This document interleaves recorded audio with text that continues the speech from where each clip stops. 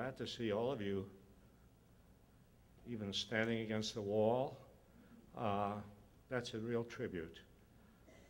Unless, of course, you leave after 10 minutes. Well, I don't think I've ever been here before. Sometimes I lose track of where I've been. I hear a lot of good things about this place, and I heard all the multicultural centers you have, and the African American, the Asian American, and the Puerto Rican, Latin American, and the gay and lesbian, and this and that. I decided there must be something else in this university besides multiculturalism, but you wouldn't know it from being here. So I want to talk today about, well, I guess history, but also what's happening today.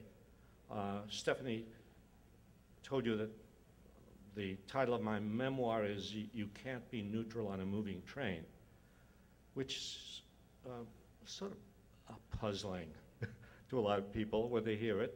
It puzzled me the first time when I said it. But I thought I'd say it anyway. So I would very often start off my classes that way. As I'd say, this is not going to be a neutral class. This is not a situation where you're going to spend a semester or a year with a teacher, and at the end of that semester, at the end of that year, you will have no idea where this teacher stands. We've all had that experience.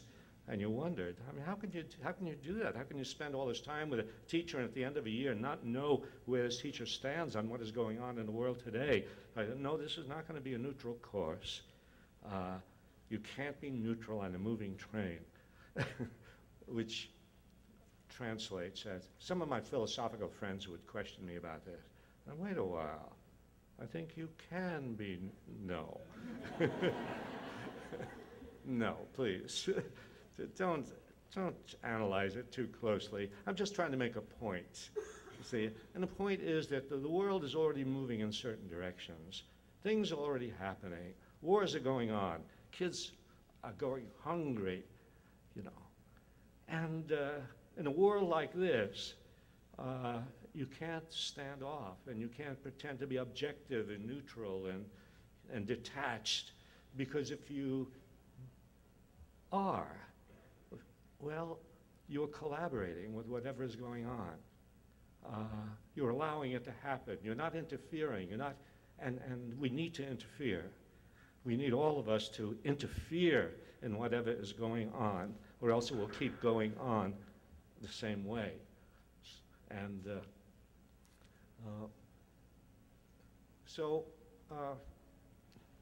yeah, things are happening. Well, here we are in a situation today where, as I see it, a small group of men have taken over the country. Really, this is a great country, beautiful country. And a small group of men, maybe an occasional woman, you know, to make it look good, an occasional African American to, you know, that won't help, I'm sorry. But they've taken over the country. They've gotten us into 2 wars. They've taken the wealth of this country and are squandering it in military actions and in giving a good part of it to the richest 1% of the population. They're destroying the environment, you know. They're destroying our liberties. They're saying we're at war, and since we're at war, you can't say the things you want to say. Since we're at war, you can't have the liberties that you think the Constitution gives you. Since we're at war, the president has to decide whether somebody can be picked up in the streets and kept incommunicado, and kept without counsel, and kept without rights, and kept indefinitely. You know, that's the situation we face. It's as if a group of aliens had taken over the country. And actually, I do see them as aliens. To me, those people who come across the Mexican border, they're not aliens. And they're just people, you know. People who come from other parts of the world and come here, they are not aliens. They are just human beings moving around the world as people should be allowed to move around the world. But these people there in Washington are alien to me because they're alien to the things that I believe in.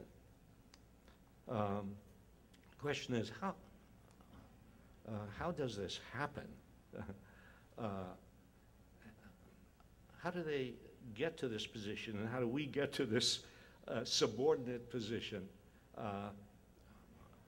How do they get a country into war just like that and create an atmosphere immediately, you know, in which they, at least in the immediate, they get the support of 80% of the country?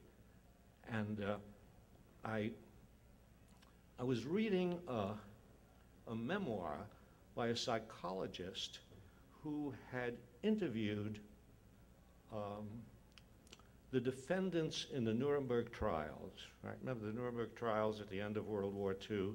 The top Nazi leaders are put on trial, and